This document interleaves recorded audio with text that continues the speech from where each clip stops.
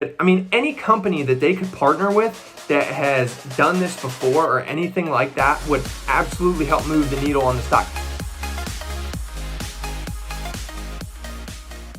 What is going on, guys? I hope you're having a fantastic day. And the only way you're going to be having a good day is if you haven't checked the stock market. And if you're one of those people that just throws it in, forgets about it, and lets it ride and checks it in 5 years, then you're probably having a fantastic day. But if you're here on the channel, you probably have checked the markets today and you know it was ugly. It was a bloodbath, a complete sea of red. But before we start talking about that, we're going to keep it positive for about 30 seconds. We have lowered the giveaway from 500 subs down to 100 subs. So once we get to 100 subs, we're going to be doing a $50 Amazon gift card giveaway. All you have to do is drop a like and a sub, and then comment if you want to have a little conversation about the crazy markets today. And guys, that is it for the positivity. So guys, you know it was an ugly day. All major indexes down massively. There's a few different reasons for this, right? You had Bank of America come out and essentially they raised their S&P target price from 2,900s to 3,250, which is,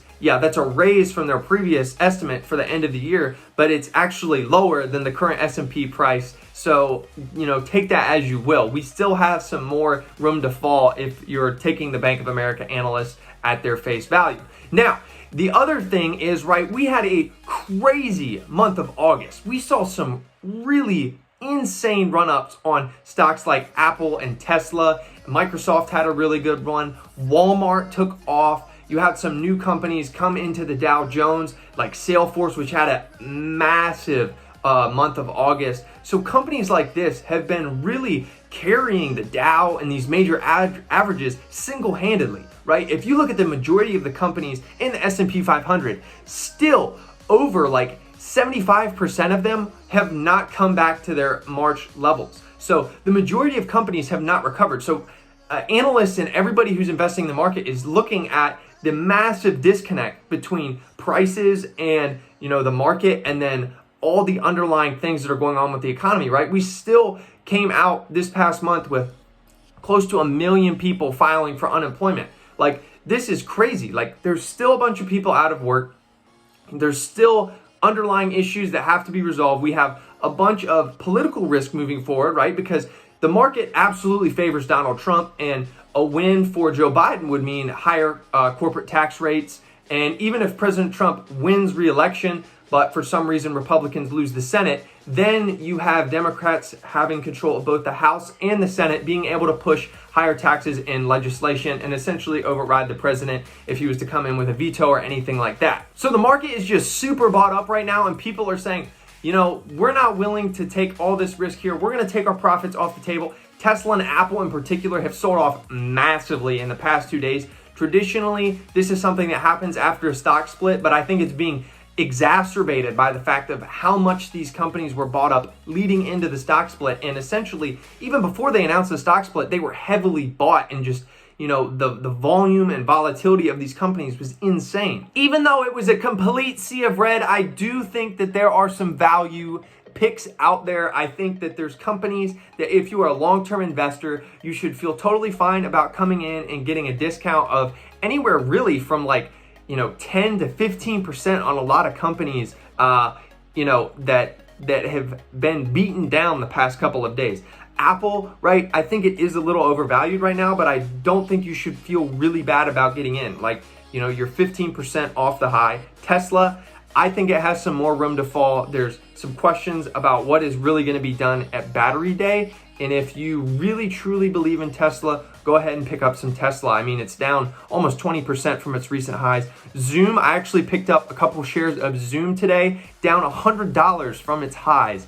And guys, this is a company that essentially everybody has just been taking the profits from the crazy run-up you've seen the past week, really, with this stock leading into earnings, having a massive blowout with their earnings, and their share price was up $100 from where it is now. So I saw a good value pick. I think with everything going on with the lockdown, Zoom is really expanding their business. They're adding a bunch of new subscribers, and with school and university and stuff looking like it's going to be either partially online, or if not, some places fully online, Zoom just has more room to continue to grow. And being down $100 with basically people taking profits, I think it's a good time to maybe look at purchasing a company or some shares of Zoom. If you do want a little bit more of a speculative play, I think the other EVs in the market may require some of our attention.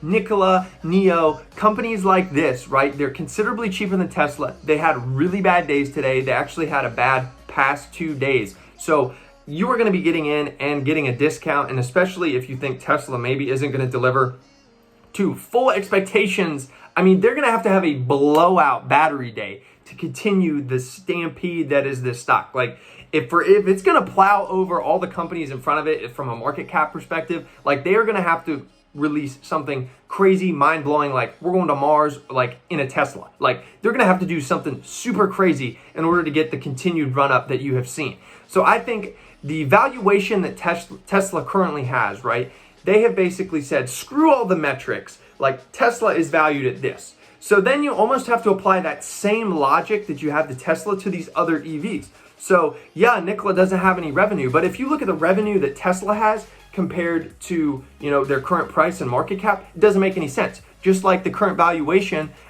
for Nikola doesn't make any sense. But Nikola is kind of a disruptor. Yeah, I can't spit it out. Disruptor, if you will, in the market. And they're going to have some exciting announcements coming up. And this point, basically for Nikola or NIO, any news is positive news that is going to move the stock higher, because everybody who's bought in now is essentially bought in, and I would call a believer in the company. So any news is going to be good news, and it's going to bring in new investors, right? If people see, Nikola announce an OEM, and there's some rumors that it might be Fiat Chrysler, that would be really good. I mean, any company that they could partner with that has done this before or anything like that would absolutely help move the needle on the stock. Any deals that they come out with, whether it's an official contract or, not really official, but like, it's going to move the needle. Like when they came out with the deal for Republic Services, we're talking about Nikola, when they came out with that deal, that announcement, you saw the stock rally $5 to $10. Like, stuff like that moves the needle, even if it hasn't hit the market yet, even if they haven't sold any products yet, it's moving the needle. So if you're looking for more of a value play, you don't want to pay the massive premium that is Tesla. If you believe in a company and other EVs like NIO, Nikola, Workhorse, Helion, companies like this, you can definitely get in now for a cheaper price, cheaper valuation, and understand that yes, you're incurring more risk, but there is clearly fanfare in the EV market that is essentially going to put a nice floor at the stock price for you. So guys, that is the update today. Try to stay positive. Try not to be too hung up on your day's loss, because if you were gaining today, somehow you must have been putting puts all over the place and you would have made a ton of money. But that's not the kind of investor I am. It's obviously going to turn around here eventually. Even if you see a recession, what goes up must come down. The stock market always will go up over a long period of time. So rest easy at night. Yes, you had a bad night, but you are going to win more days than you lose. Just remember that. And that will be our fun fact of the day. Remember, you're going to win more than you lose in the stock market as long as you're thinking long term. So guys, if you haven't already, drop a sub, leave a like, and that would be fantastic. And I will see you guys tomorrow.